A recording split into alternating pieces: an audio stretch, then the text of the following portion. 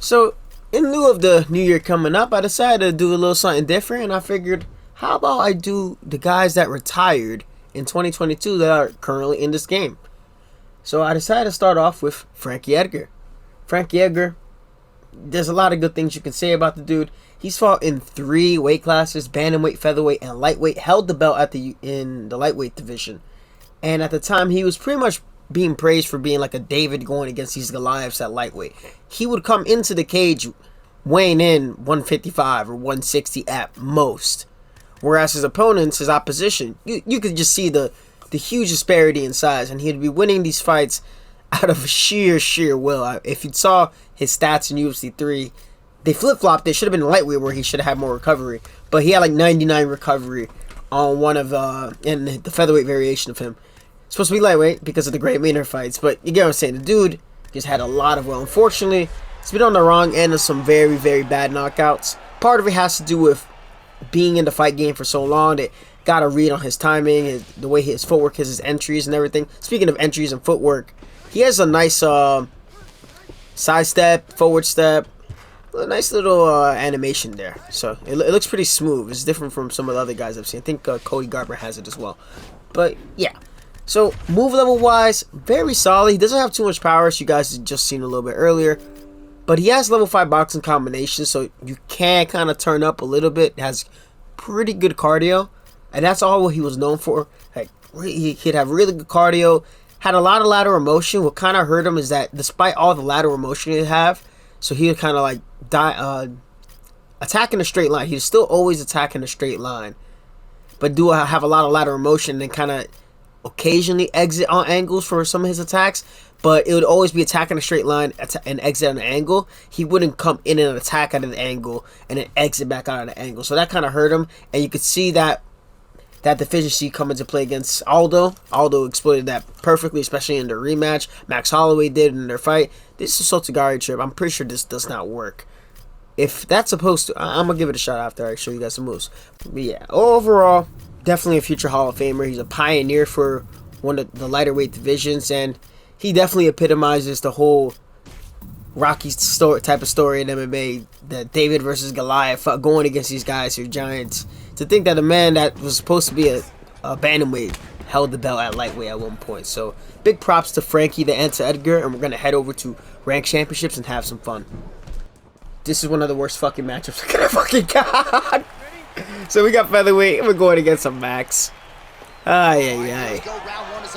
Oh, wow. That is a new way to fake glove touch somebody. Oh my gosh. Ay. Alright, that's off to a bad start. He reached out his hand and then just leg kicked the shot at me. Ooh, and he's throwing those angle kicks. So, the good thing about Frankie having the level 4 jab, you can build off of it pretty well.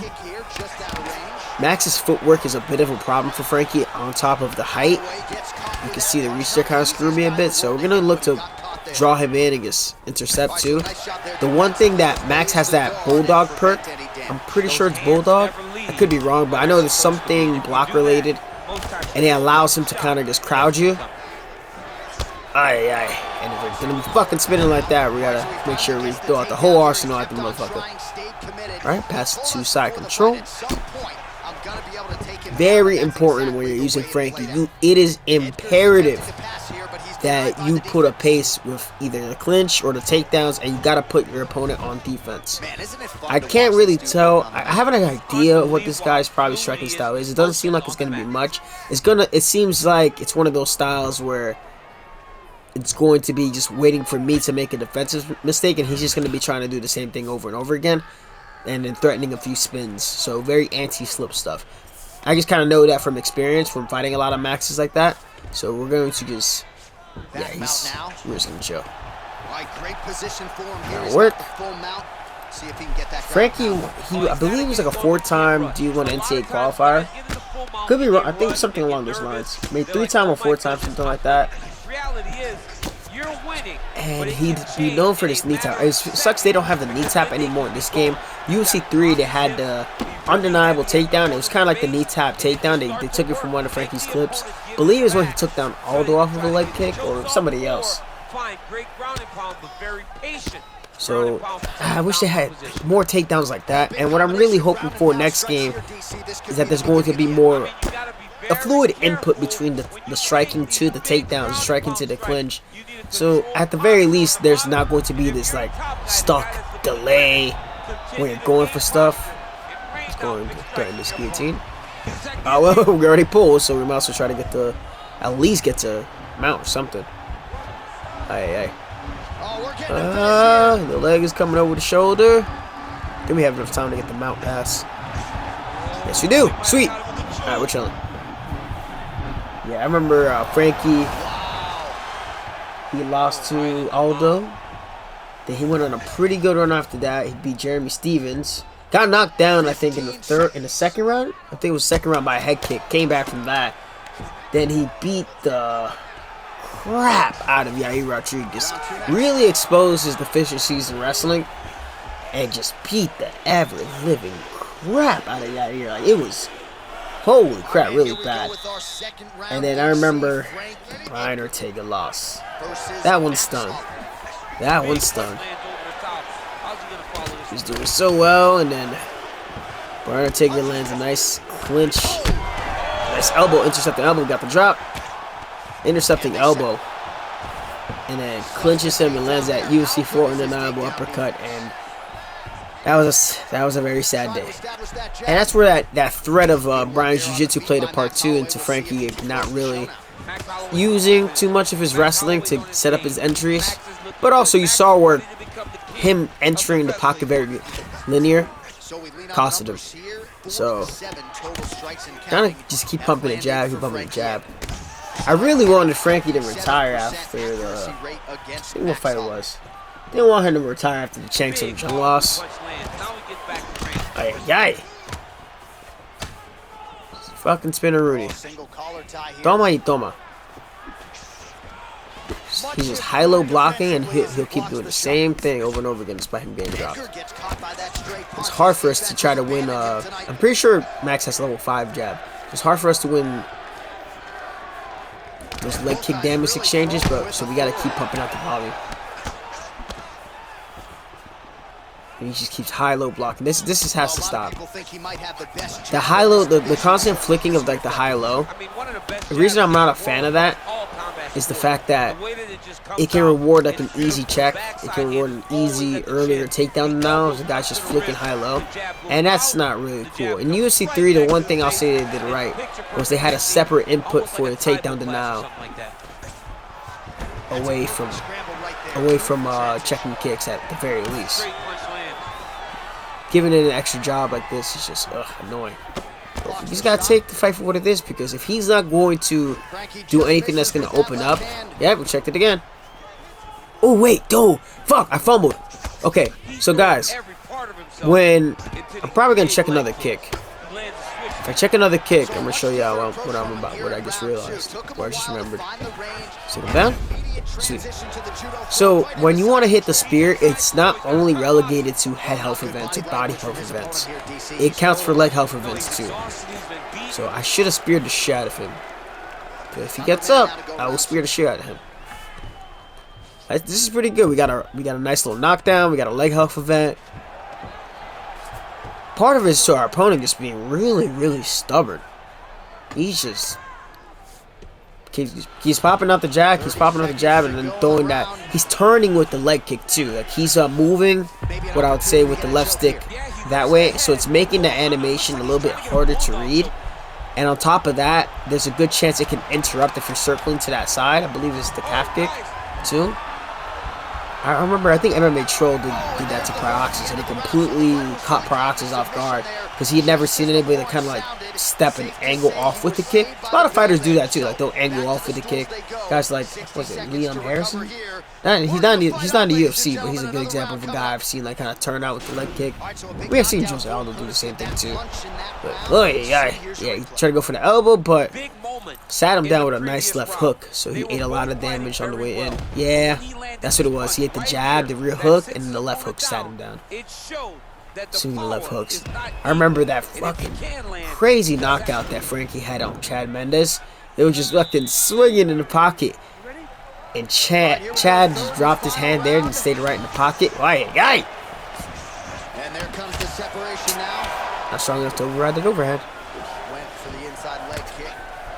Edgar gets caught with that And punch. he knocked out Chad Mendes, became the first guy to finish Chad. And I remember that Frankie was the favorite against Aldo after that knockout. Although I would have said Chad should have probably took some time off after the short-nosed McGregor fight. That kind of sucked for him because he's probably one of the best featherweights to never win a title. So only lost to the champs, right? So we lost to lightweight champ Frankie, lost to Jose Aldo, lost to Conor McGregor, and lost to Alexander Volkanovski. Yeah, definitely one of the best guys not to win the title at featherweight.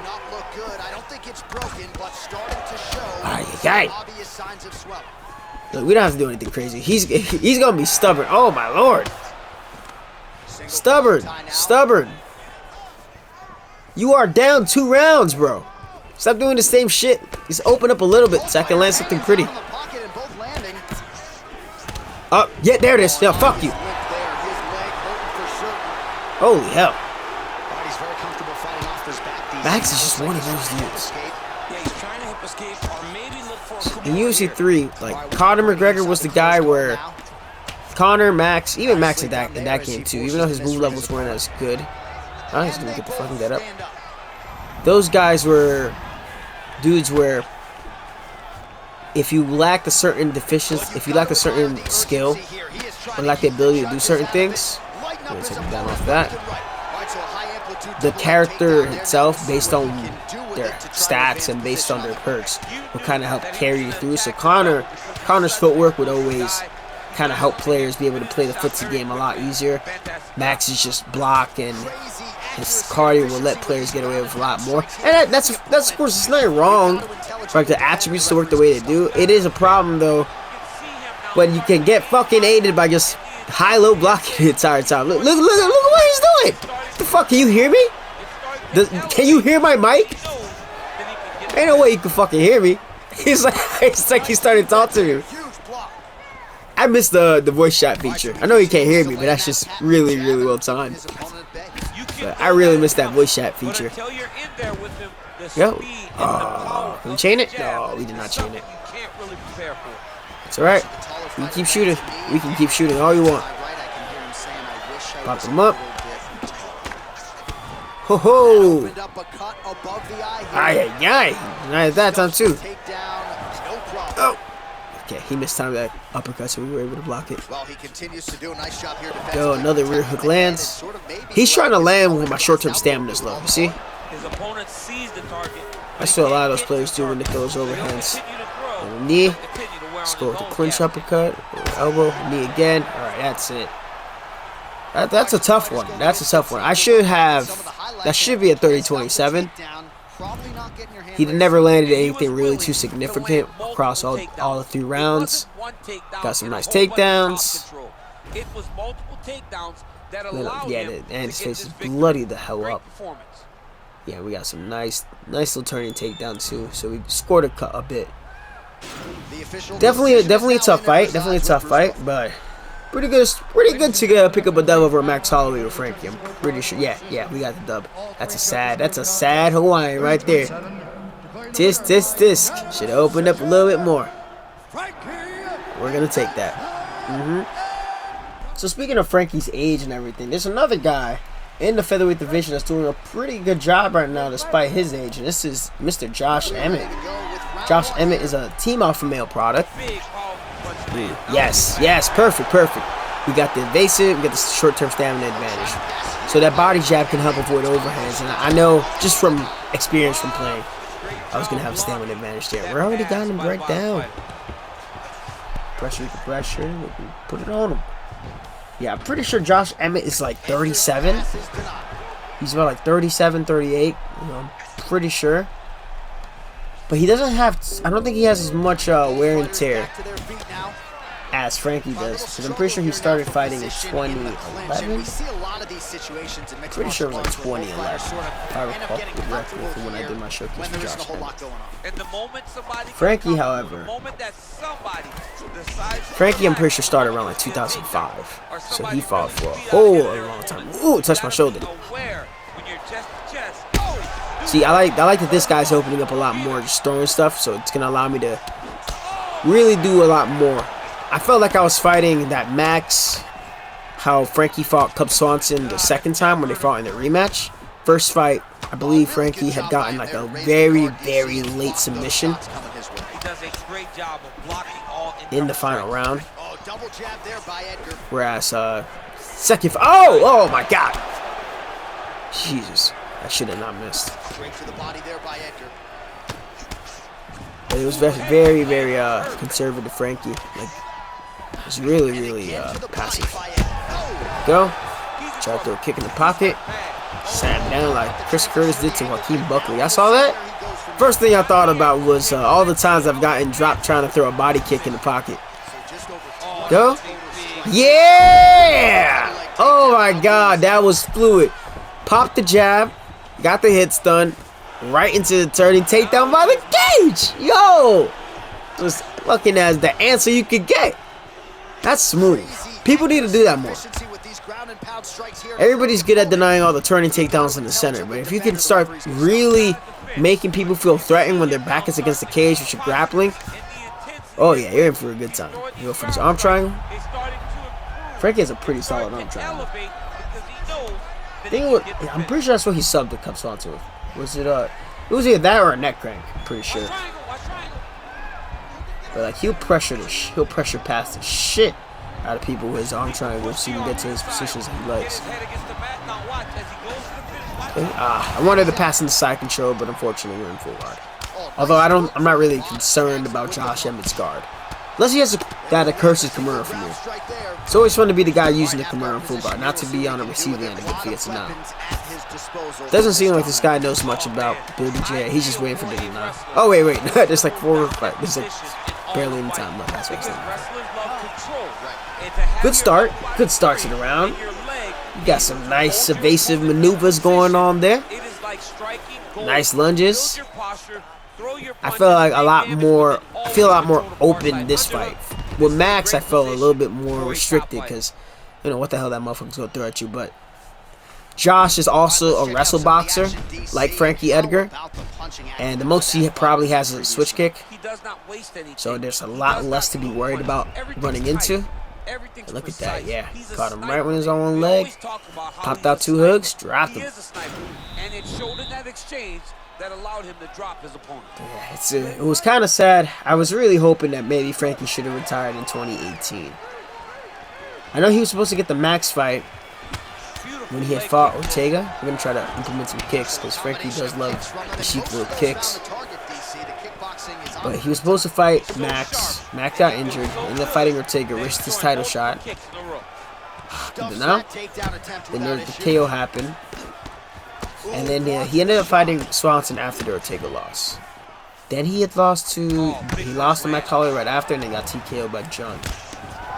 And he got a decision over Pedro Munoz that he really should have not gotten. And this is coming from somebody who's a fan of Frankie Edgar. Like, he really should have not gotten that. And I felt that was really bad that he got that. Not just because of the decision itself, because go crazy, but not because stop stepping now. After I've been throwing kicks at you, what's wrong with you? Now we can pop out some angled shots. But I felt that crap. That's gonna give him a reason to keep fighting. And that knockout against Jung was brutal. I'm pretty sure he got knocked down against Munoz too. And that was my biggest concern. And then he got knocked out by Corey Sandhagen. Was doing really well against Marlon Vera. And then that fucking front kick in the 3rd round. Rhythm step body, as Coach Barry Robinson would call it. Rocking again. Oh, yes. Oh, yes. That's that level 5 boxing flow. Oh. Cálmate, amigo. Toma. Y toma. Oh. Okay. You want grapple? I'll grapple right back with you. Yeah, I'll show you some chain wrestling. Yeah, and then that Marlon Vera lost. And the Chris Gutierrez won 2 minutes into round 1, I'm pretty sure. That was supposed to be his retirement fight. Exactly a year after the Marlon Vera loss in New York.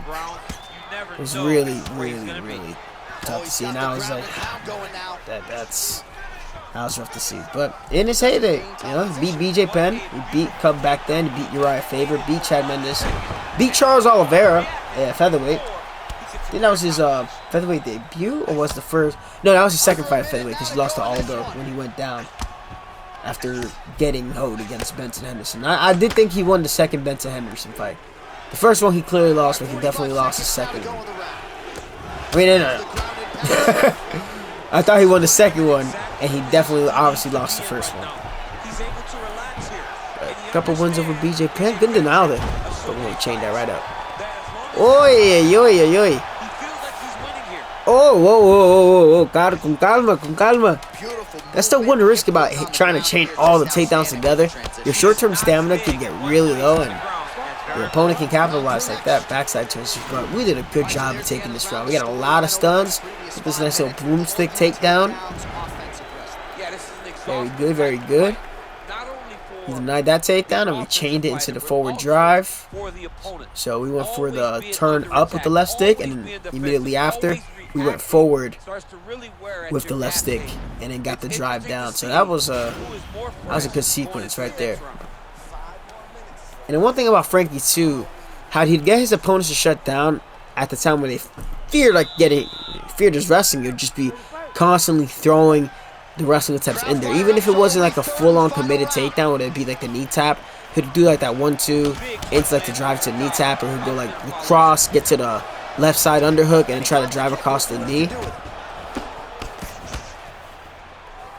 It really helped him out. Oh, there we go. Oh,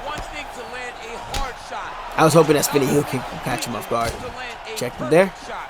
Damn, I'm just shoot a takedown.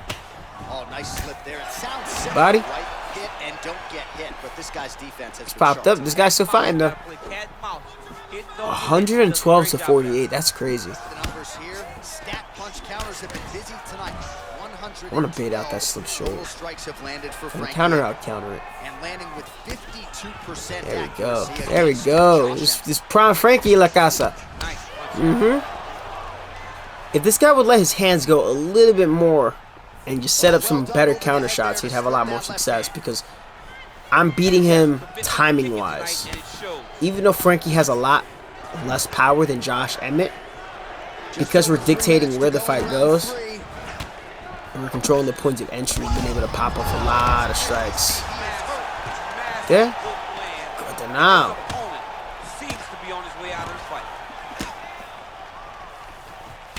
Yo, another kick. Circle out. How about a few feints? The calf kick. Check that one. Good duck, but you should have followed up, bro. Oh, caught him on one leg. Oh, yes. Want to take him out? Yes, no? Maybe so. And yes, we do. That's perfect. That's perfect. That one I felt like I got a good mix of a tighter, compact Frankie with that Holloway fight I had a little bit earlier. And against this Josh Emmett, I really felt like I was able to shine a lot more with Frankie's footwork, using the lunges the way I was able to do so. Gain the amount of takedowns I did, and a lot of boxing combinations too on the fight too. So that felt really nice. I think that's going to be it. That should be it. I like the way those two fights went. But yeah, let me know if you guys like this little series. I'm going to just take a look at the list of retired fighters in 2022. I already know a couple, but I'm going to hit everybody that officially retired in 2022. And I'm going to try to do a showcase for every single one of them before the new year. So that's going to be it for Frankie the Enter Edgar, starting us off for our 2022 UFC Retired Fighter Series. And tonight, we're going to drop the physique showcase, because y'all been waiting for a while, and it's time to flex on these motherfuckers. Number 17, I'm out of here. Appreciate y'all.